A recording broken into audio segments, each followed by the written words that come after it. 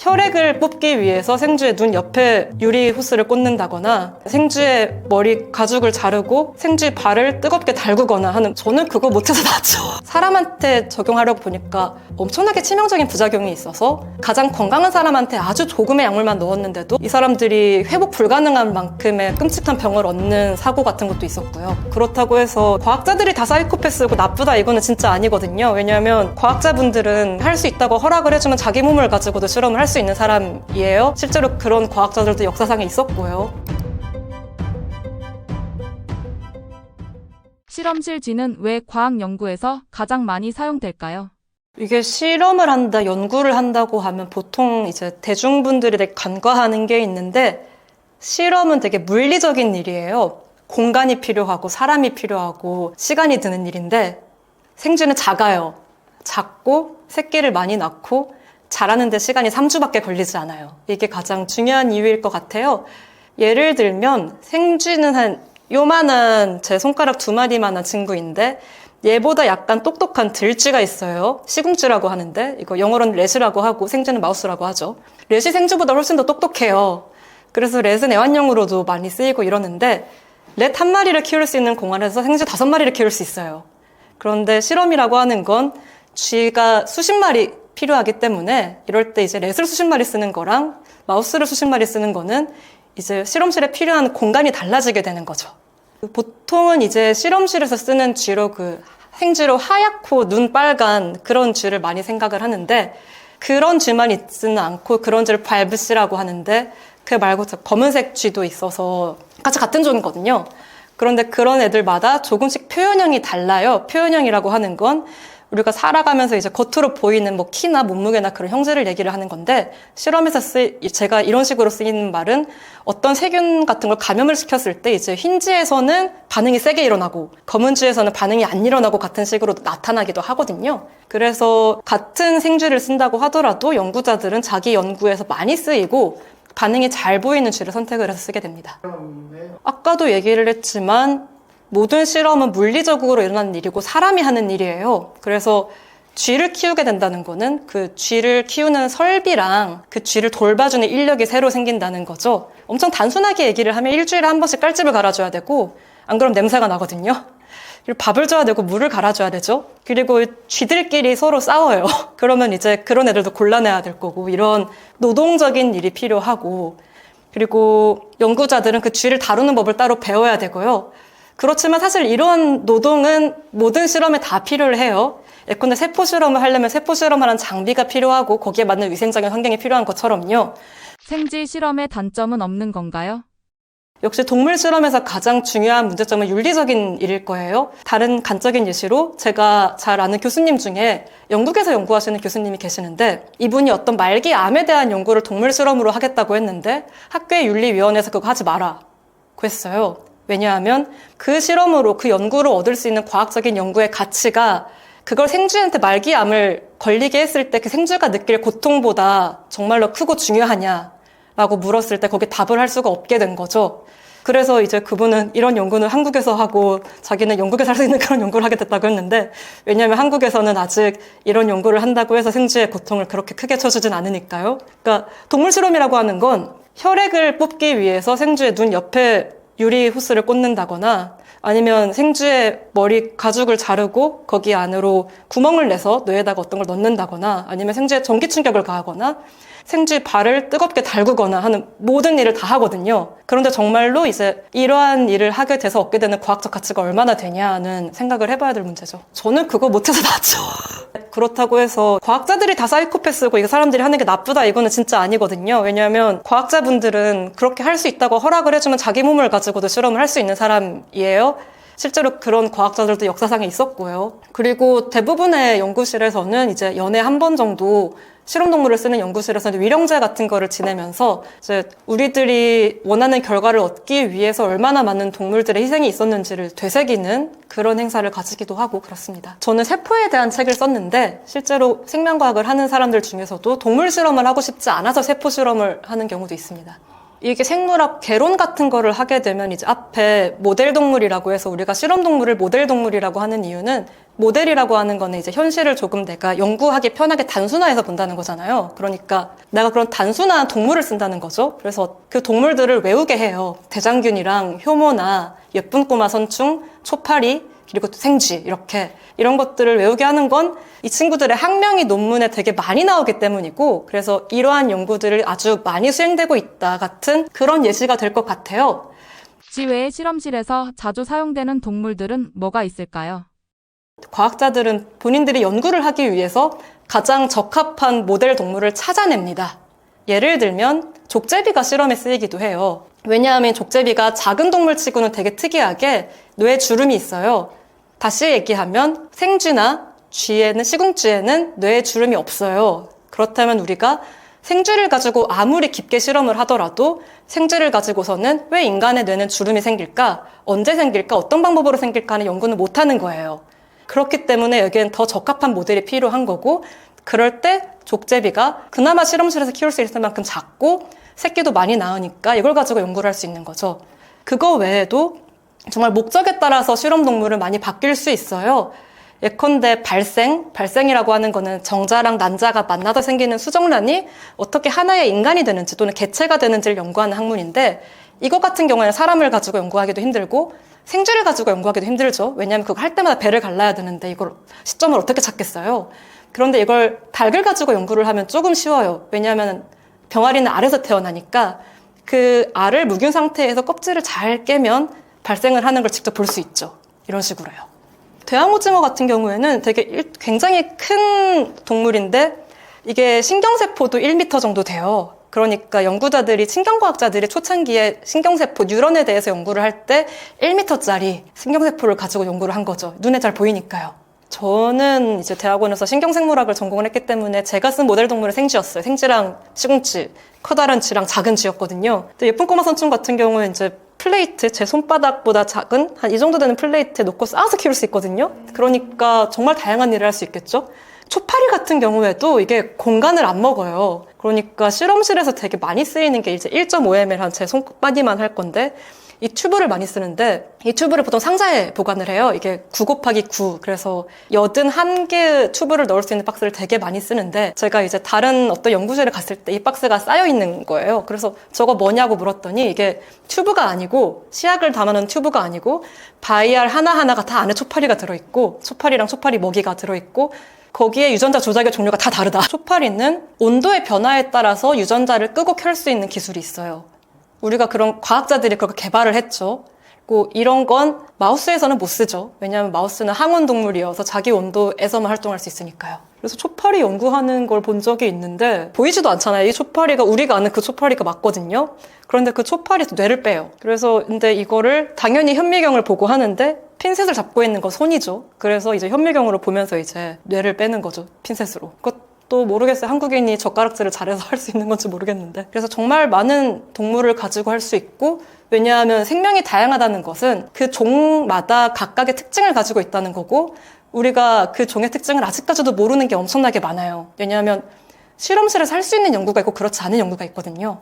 그래서 우리는 아직까지 자연에 대해서 알고 있는 게 정말 별로 없을 거예요. 우리가 알 수 있는 자연은 실험실에서 옮겨올 수 있는 자연밖에 없으니까요. 그 외의 연구는 거의 현상만 보는 거죠. 물론 또 제가 이렇게 얘기를 하면 바깥에 있는 뭐 생태 연구자분들이나 이런 분들이 그렇지 않다고 얘기를 하겠지만 그래도 분자생물학 입장에서는 이렇게 얘기할 수 있을 것 같아요. 제약 회사에서 약을 만드는 경우에 대해 생각을 해볼게요. 이제 약을 만든다고 할 때 되게 뭐 10,000가지의 신약 후보가 있으면 그 중에 하나 나온다고 하거든요.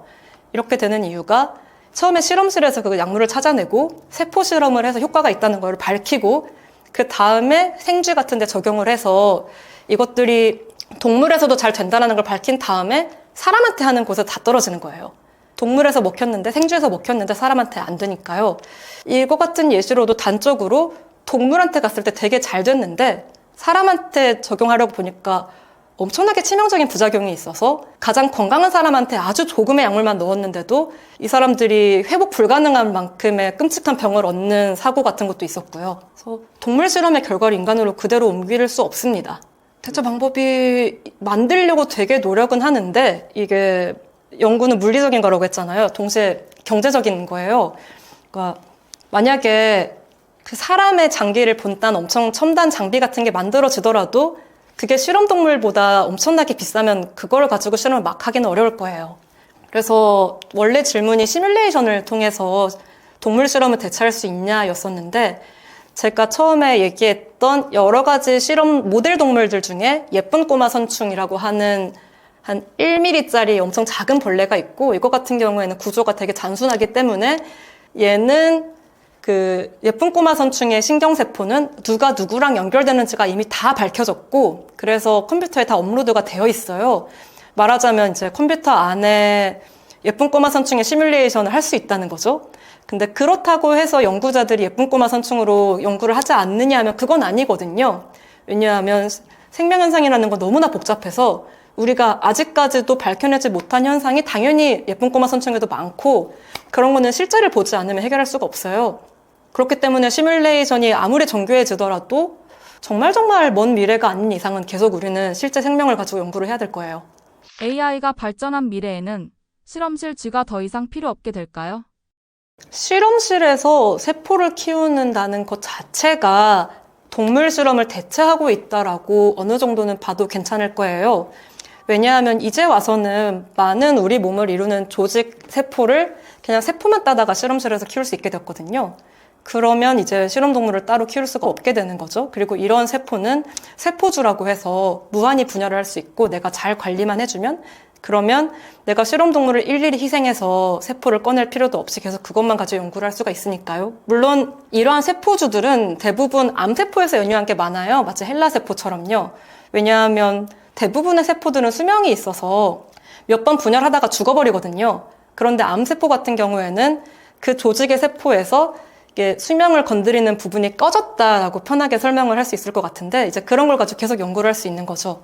근데 이것뿐만이 아니라 줄기세포를 이용한 방법도 이제 많이 생겨가지고 대체를 하고 있는데 예를 들면 신경세포는 분열을 하지 않거든요. 신경세포라고 하는 건 우리 뇌를 이루고 있는 세포고 이런 세포가 분열을 함부로 하다가는 우리 기억이 변할 수도 있고 사람이 성격이 변할 수도 있을 거예요. 그렇기 때문에 신경세포 같은 경우에는 어느 정도 개체가 성장한 다음에는 새롭게 분열을 하지 않아요. 그렇기 때문에 이걸 실험실에서 하기 위해서는 원래 항상 새로운 쥐의 뇌에서 그걸 추출을 해가지고 실험을 하고 분열을 하지 못하니까 이제 세포가 죽을 거고 그러면 그 다음 쥐를 이용해가지고 신경세포를 보고 같은 식으로 연구를 했었는데 줄기세포가 나오고 그리고 이 줄기세포를 만드는 역분화 줄기세포라는 기술이 생기고 난 이후부터는 그 줄기세포라고 하는 건 계속 분열할 수 있고 그 분열한 세포가 다른 세포로 분화할 수 있는 세포를 의미를 하는데 그렇다면 내가 줄기세포를 가지고 신경세포가 되게끔 분화를 시킨 다음에 그 분화된 신경세포를 연구를 할 수 있게 된 거죠.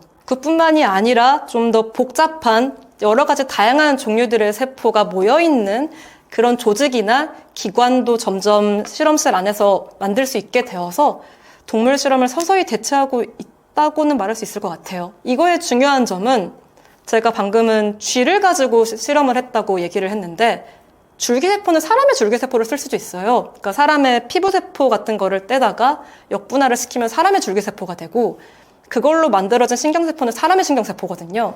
그렇다면 쥐를 한번 건너뛴 거죠. 처음부터 사람의 세포로 실험을 한 다음에 그걸 사람의 결과에 넣는 거는 쥐를 한번 거치는 것보다 훨씬 쉬우니까요. 제가 책에다가 쓴 것은 동물 실험에 대한 내용 거의 쓰지 않았고요. 이제 세포 실험을 어떻게 하는지를 좀 더 와닿을 수 있게 쓰려고 노력을 많이 했어요.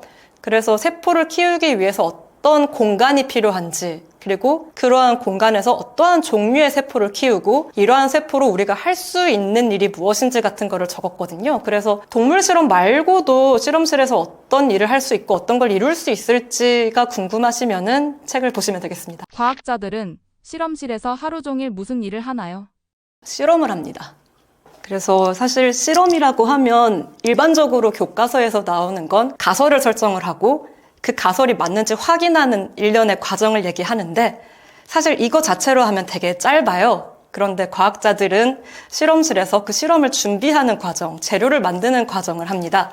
예를 들어서 말하자면 축구 선수가 경기를 뛰는 거는 120분인데 그 120분을 하기 위해서 뭐 준비 운동을 한다거나 작전을 해본다거나 아니면 이미 끝난 경기라고 분석을 한다거나 하는 그런 일들을 하는데 이런 걸 전부 다 경기라고 말하는 것처럼 과학자들은 실험을 하기 위해 필요한 준비 시간이나 아니면 실험이 끝난 다음에 그 데이터를 분석하는 시간을 다 실험이라고 해요. 그래서 말하자면 실험이라고 하는 건 실험실에서 일어나는 어떤 일련의 활동의 단위라고 할 수 있을 거고, 좀 더 구체적으로 다를 수 있게 얘기를 하면 내가 실험대 의자에 앉았다가 일어나는 순간까지 일어나는 일들을 실험이라고 할 수 있을 것 같아요. 그런데 사실 실험이라고 하는 걸 과학자들이 직접 하지는 않아요. 그러니까 예컨대 엄청나게 커다란 기계를 돌리거나 아니면 눈에 보이지도 않는 작은 시약을 떨어뜨려서 하는 일이죠.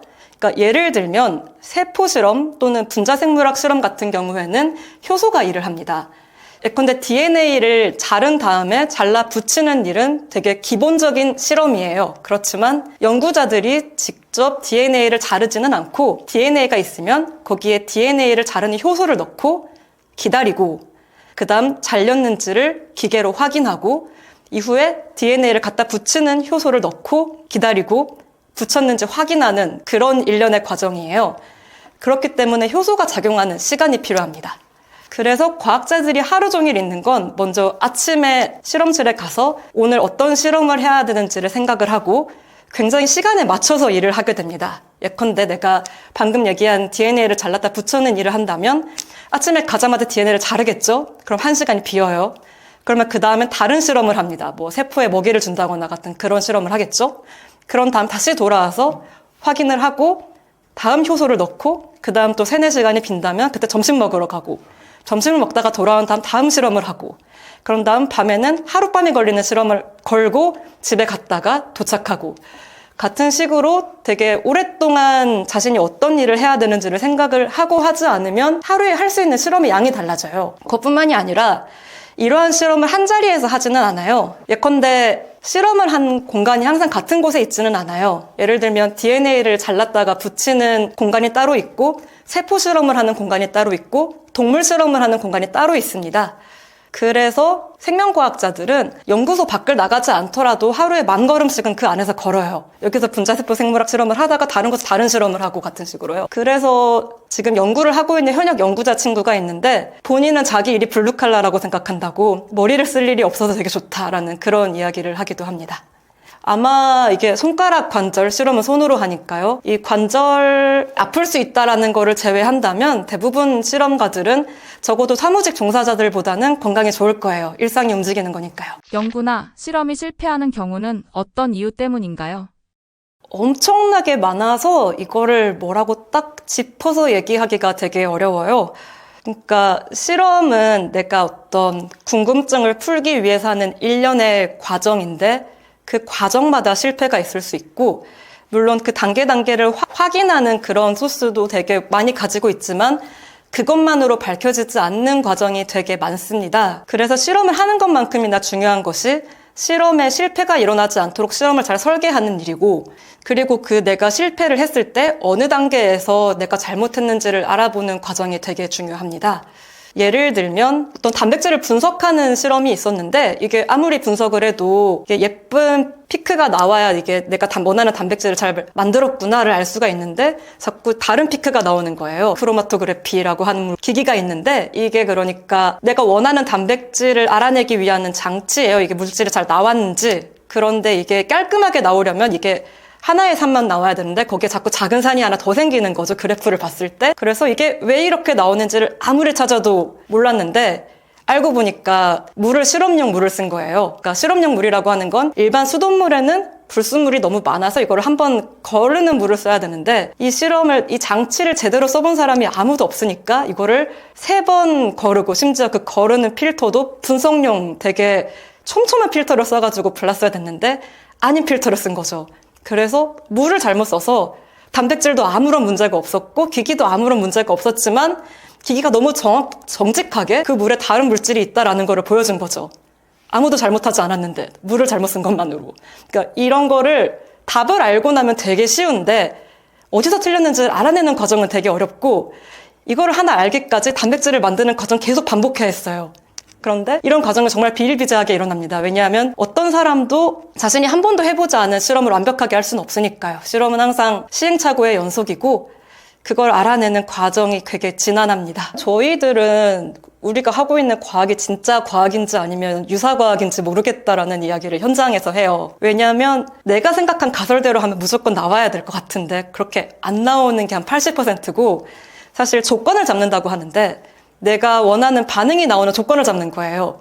사실 우리가 자연현상을 머릿속으로만 생각하면 당연히 나와야 될 것 같은데 너무나 많은 변수가 현실에 있기 때문에 그 변수를 일일이 다 정해놓지 않으면 절대 원하는 반응이 나오지 않고 그러면 이게 진짜 깔끔한 과학이라고 할 수 있나? 이렇게 오차가 많고 이렇게 노이즈가 많은데 어쩌면 우리가 하고 있는 건 유사과학 전체가 아닐까라는 말을 농담 삼아서 합니다. 제가 지금 얘기를 하고 있는 거는 분자세포 생물학이라고 하는 과학의 아주 작은 부분이거든요. 그런데 제 친구들 또는 제가 모르는 수많은 과학은 굉장히 많이 있고 그래서 제가 하는 과학이 과학이다라고 일반화할 수는 없어요. 예를 들면 제 친구 중에서 MRI를 전공하는 친구가 있는데 그거 같은 경우에는 이제 사람을 대상으로 하는 거죠. 사람을 대상으로 MRI에 사람을 넣고 그 안에 화면을 띄워서 무언가를 선택하려고 할 때 그때 뇌에서 일어난 일을 찍는단 말이죠. 그런데 이게 그거를 찍는다고 해서 딱 정확하게 우리가 생각하는 예쁜 과학 데이터처럼 반짝반짝 빛이 나거나 하지 않아요. 노이즈가 엄청나게 많아서 그걸 다 거르는 과정이 있어야 하고 통계적인 방법이라고 하죠. 제가 알지 못하는 여러 가지 계산 방법을 써서 원하는 값을 만들어냅니다. 그런데 저희같이 실험을 통해서 하는 과학자들은 이런 것도 유사과학 같아요. 데이터를 걸러내잖아요. 예컨대 쥐를 가지고 한다면 실제로 쥐의 뇌는 반짝반짝 빛을 내게 만들 수 있어요. 저희는 형광단백질을 만들어서 쥐에 있는 신경세포에게 형광단백질이 나오게끔 할 수 있거든요. 그러면 나중에 그 쥐의 뇌를 꺼내서 관찰을 하고 형광현미경으로 찍으면 빛이 나겠죠. 그러면 우리는 이 반응을 했던 빛이 난다 또는 안 난다 같은 식으로 깔끔하게 상대적으로 깔끔하게 만들 수 있어요. 그렇지만 그렇지 않은 과학도 되게 많아요. 그래서 과학자들은 다 각자 자기들이 데이터를 보기 위한 방법론을 배우고 그 방법을 통해서 세상을 봅니다. 실험실에서 실패 또는 실수로 나온 결과가 오히려 인간에게 도움이 됐다고 하는데 정말인가요? 저거 되게 제가 질문 받고 작년에 노벨 생리의학상을 커털린 커리코랑 드루 와이즈만이 받았잖아요. 코로나 백신 만든 공로로. 그런데 이거 되게 알려진 사실인데 커리코가 굉장히 많이 실패를 했고 어느 정도로 실패를 했냐면 펜실베니아 대학교에서 애초에 유펜은 커리코를 교수로 기용한 적도 없었는데 그래서 커리코는 계속 선임연구원 같은 직위로 있었는데 그래도 데이터가 너무너무 안 나오니까 커리코를 잘랐어요. 그래서 잘라서 그 커리코가 독일에 있는 홈페이지도 없는 회사에 들어가가지고 어떻게 화이자랑 잘 되고 저쩌고 갑자기 코로나가 터지고 하는 뭐 그런 되게 드라마틱한 이야기를 겪게 되는데요. 그런데 이 과정에서 커리코가 한 여러 가지 실패 중에 하나가 인공 RNA를 만들어 세포에 넣었는데 원하는 반응이 나오지 않는 거예요. 그래서 이게 왜 그랬는지를 되게 찾았고 그 와중에 이제 드루 와이즈만이라고 하는 면역학자가 유펜에 오게 되었고 그 사람과 알게 되었던 게 RNA의 일부분이 세포에서 면역 반응을 일으키는 거죠. 면역 반응이라고 하는 건 우리 몸이 외부의 물질에 방어하는 기제인데 RNA 자체도 우리가 바깥에서 넣어주는 거니까 외부 물질이라고 반응을 해서 그걸 다 쪼개버린 거죠. 그러니까 RNA가 나오지 않게 되는 거고 그래서 커리코랑 와이즈만이 생각을 했던 게 그 RNA를 변형을 시켰던 거고 그래서 이 변형된 RNA가 세포에 들어갔을 때 더 오래 있게 되고 그 RNA가 원하는 단백질을 만들어냈다가 되게 드라마틱한 이야기인데 이 실패의 과정이 얼마나 길었냐면 커리코 딸이 그 수전 프렌치어라고 조정 선수예요. 그러니까 조정이 이게 노젓는 경기인데 그래서 이거 하나의 실패를 해결하는데 수전 프렌치어가 2번의 올림픽을 나가서 둘 다 금메달을 땄어요. 그러니까 8년이 걸린 거죠. 그때 동안에 커리코랑 와이즈만은 풀리지 않은 문제를 계속 파고들었던 거고요. 그래서 mRNA 백신이 나오게 되어서 이렇게 퍼지게 됐죠. 그런데 사실 커리코가 처음에 만들고 싶었던 건 어떤 약이었어요. 그러니까 우리 몸에 있는 대부분의 반응은 다 단백질로 이루어지는데 mRNA라고 하는 거는 그 단백질을 어떻게 만드는지에 대한 설계도의 복사본이거든요. 그러니까 그 복사본을 넣어서 세포가 직접 단백질을 만들어서 약물을 만드는 거죠.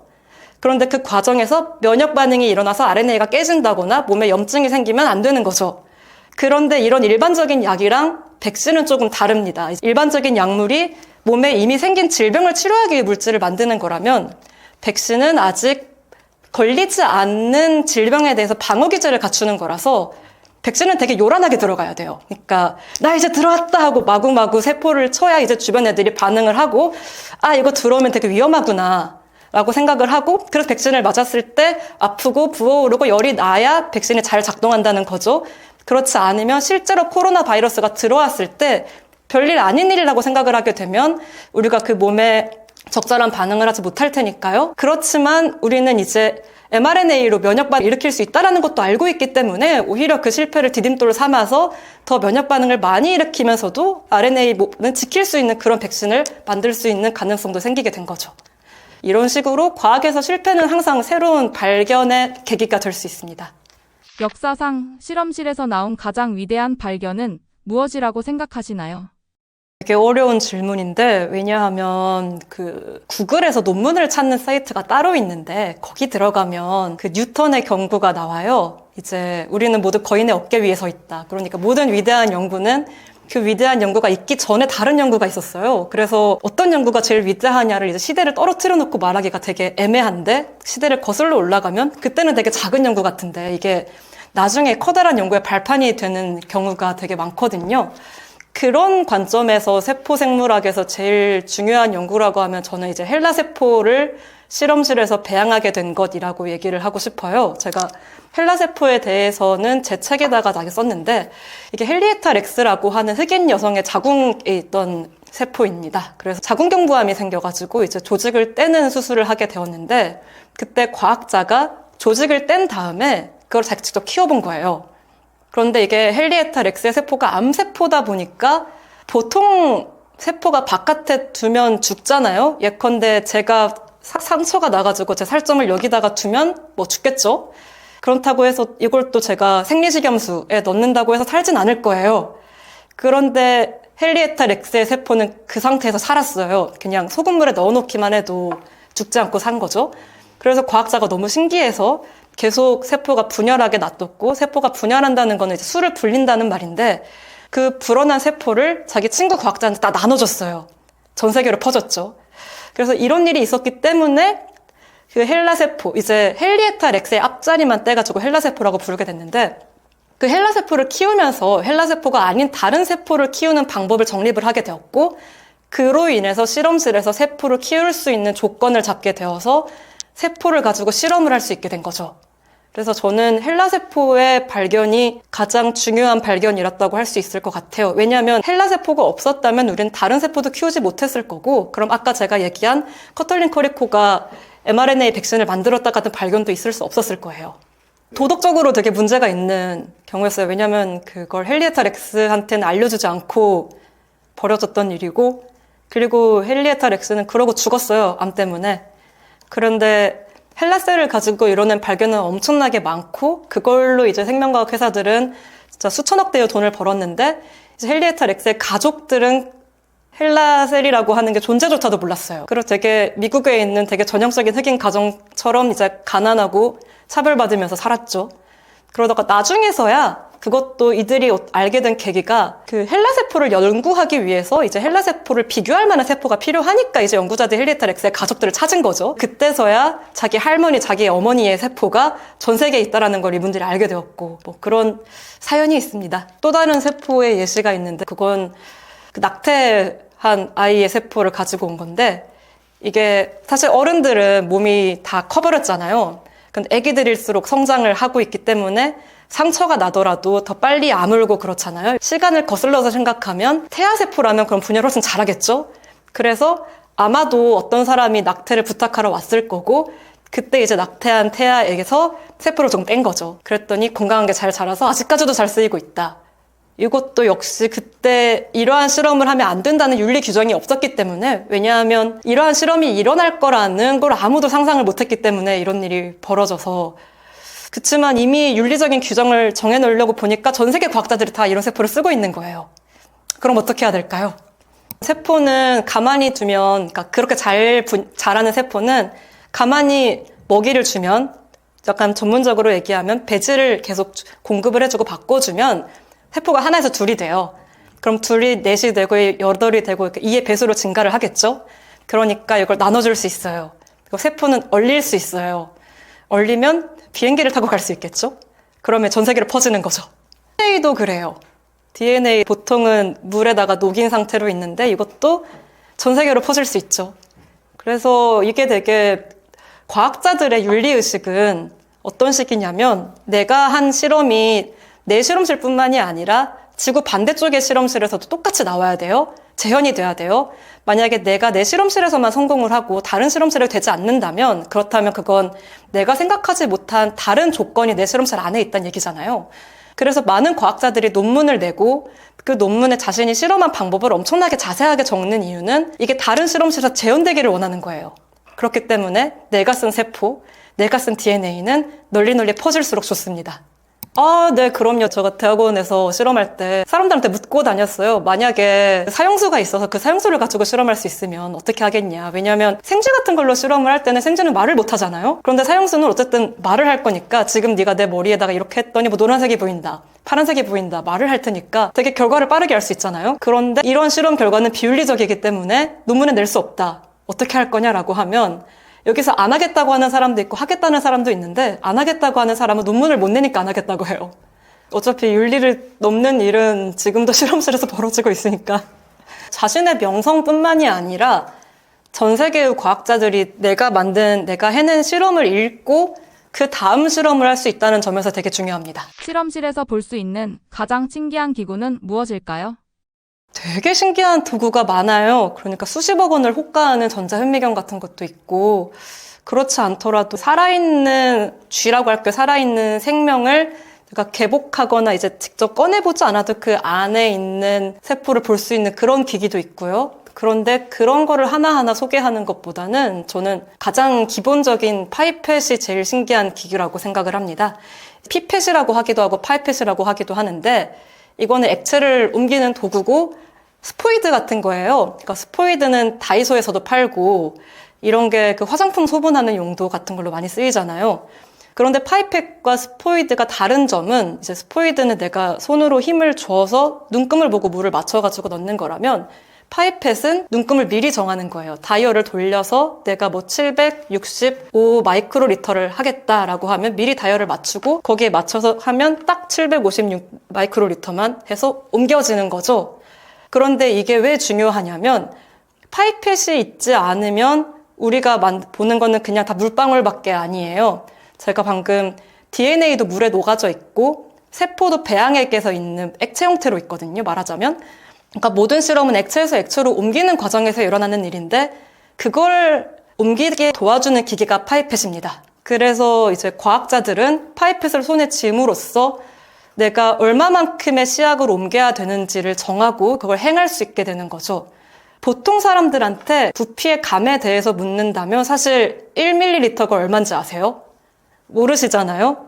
아마 우리가 가장 익숙하게는 1.5리터 페트병이나 아니면 500ml 생수 정도의 그런 걸 텐데 생명과학자들은 이런 부피보다도 1ml부터 굉장히 생각보다 많아요. 이거를 알게 되고 그리고 1ml가 1000마이크로리터거든요.